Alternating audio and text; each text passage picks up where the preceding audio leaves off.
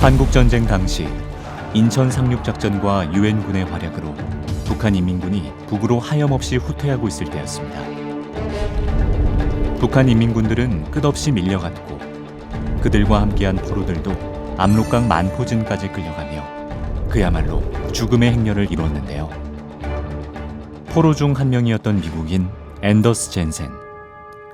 발은 동상에 걸렸고 시력과 치아가 상했으며 몸무게는 45kg 이하로 떨어졌습니다. 매 순간 죽음의 공포와 맞닥뜨리며 함께한 포로들이 매일 죽어나가는 것을 봐야 했죠.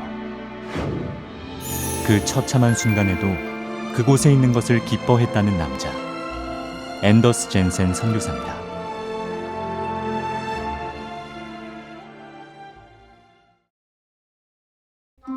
(1927년 8월) 감리교 선교사로 한국 땅을 처음으로 밟은 앤더스 젠센 선교사. 아내 마우드와 함께 지금의 인천 지역인 제물포를 중심으로 사역했는데요. 수원과 인천, 원주, 서울 등을 다니며 순회 사역을 했고 전국 곳곳에 교회를 개척했습니다. 1940년 일제의 강제 추방으로 미국으로 돌아간 앤더스 젠센. 그는 미국에서도 전역을 돌아다니며 한국의 실상을 알리고 선교와 후원을 호소했습니다.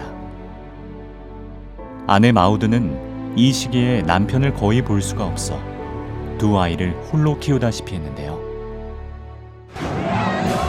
그렇게 가족들과 떨어진 생활을 하며 미국에서 4년여를 보내고 다시 한국으로 돌아온 젠센 선교사 가족.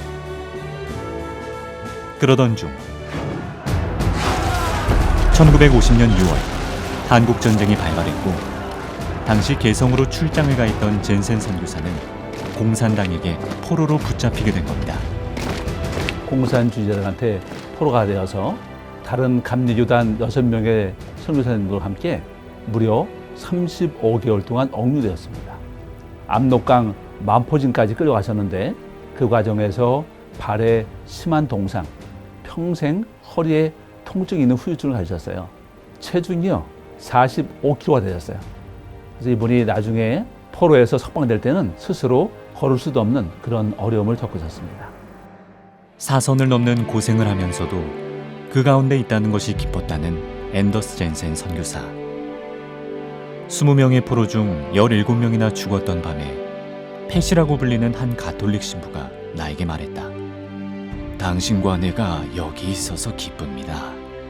우리가 이 한국인들과 함께할 수 있는 기회를 가져서 나는 기쁩니다. 이 말을 마치고 그 신부는 죽었다. 나 역시 내가 그곳에 있었다는 사실이 진심으로 기뻤다.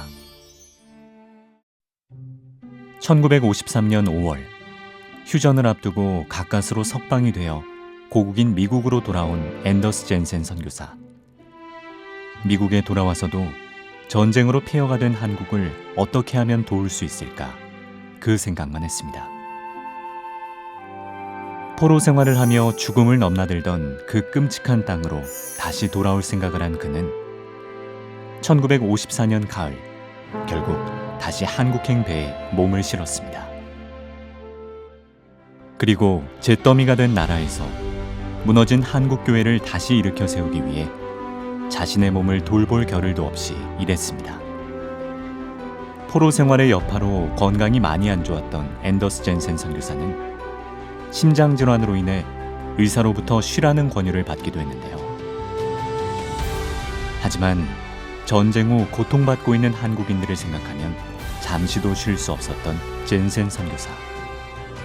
그가 해야 할 일들은 너무나 많았습니다. 1956년 11월 20일 미국 고문단들이 한국을 방문했을 때 젠센 선교사는 이들을 맞이해 한국 사회의 현실과 필요에 대해 알리는 역할을 맡았습니다. 몸이 안 좋았음에도 너무나 중요한 모임이라고 생각해 참석을 강행했던 거죠. 이들은 당시 한국의 현실을 잘 파악하고 싶었던 거예요. 그런데 젠센 선교사님이 가장 잘 그것을 설명할 수 있다고 생각해서 그분을 초대해서 간단한 브리핑을 하게 했던 거죠.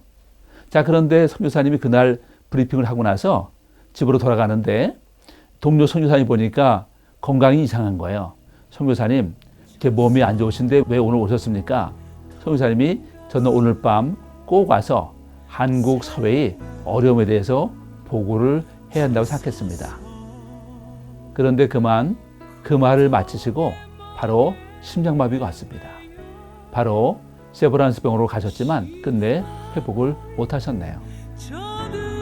한국인들과 전쟁의 고통을 함께 겪었던 충실한 목격자로서 한국 사회의 현실과 필요에 대해 증언했던 젠센 선교사. 그 모임을 끝으로 하나님의 부르심을 받았습니다.